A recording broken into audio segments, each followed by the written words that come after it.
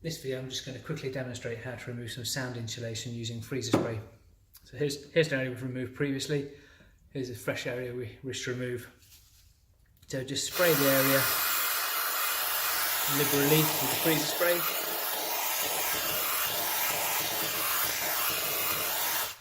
And just using a flat bladed screwdriver and a mallet, just remove the area.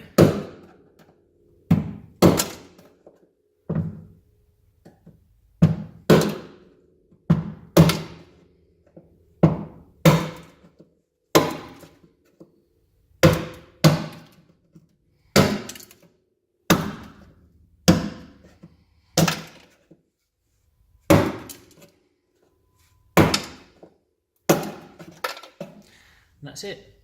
It helps if the weather's cold. The weather in here at the moment is around freezing anyway, so it doesn't need a lot of spray. But that's basically the procedure.